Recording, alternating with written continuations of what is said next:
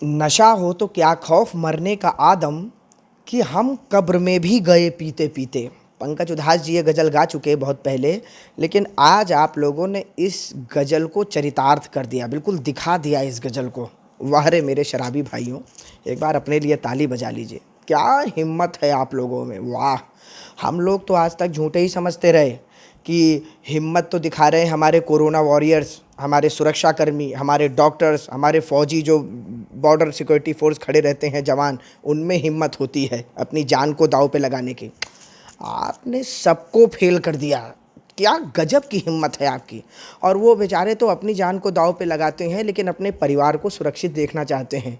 लेकिन वाह रे मेरे भाइयों, आप तो इतने हिम्मत वाले हैं कि हम भी डूबेंगे सनम, तुमको भी ले डूबेंगे। ये जो है ना बात, एक बात समझ लीजिए, कोरोना अभी गया नहीं है और कोई गारंटी नहीं है। बड़ा दिखा रहे हो सोशल डिस्टेंसिंग करके हम शराब ले रहे हैं, जो बोतल ले रहे हो अगर उसमें कहीं कोरोना से अफेक्टेड हुई तो कुछ कर लोगे आप? अब आप कहोगे वाह, ये तो सरकार ने खोल दी तो हम क्या करें। वाह, सरकार तो और भी बहुत कुछ करती है जनता की भलाई के लिए, वो आपने किया नहीं। लेकिन अच्छा, एक बात और, हम लोग सोचते थे लॉकडाउन कब खुलेगा, अरे लोग बड़े परेशान हैं, अरे लोग एकदम अंदर अंदर बोर हो गए हैं, लोग बड़े कष्ट में हैं।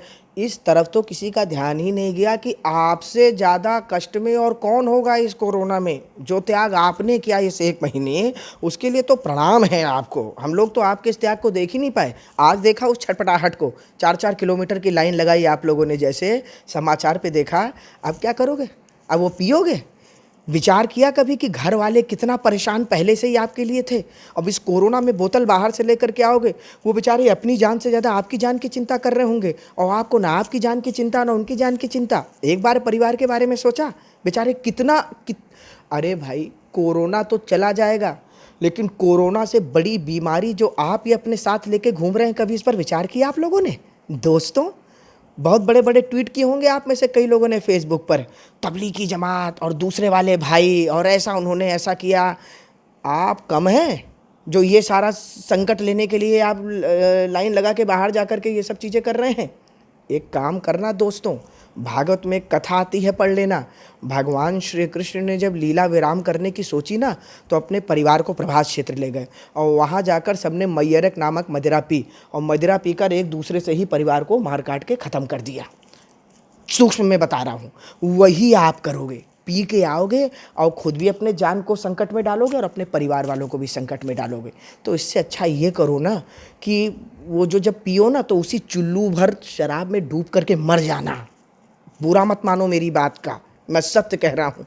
और या फिर इस बात पे विचार करो कि इतनी बड़ी बीमारी लेके घूम रहे हो, जो कैसे छूटेगी, कैसे कैद में फंसे हो।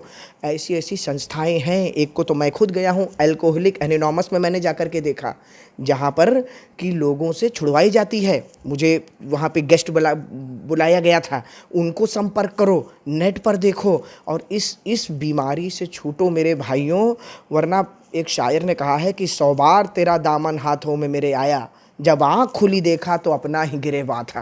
कहने का अर्थ है दूसरों पे दोष लगाने से पहले अपने आप को देखो। और अब ज़बरदस्ती के ट्वीट और फेसबुक पे मत डालना जब तक ये बोतल ना छोड़ दो। पहले अपने आप को सुधारो, फिर बाद में समाज की सोचो। बुरा मत मानना, इस बीमारी से दूर हो। ये कोरोना से बड़ी बीमारी है मेरे मित्रों।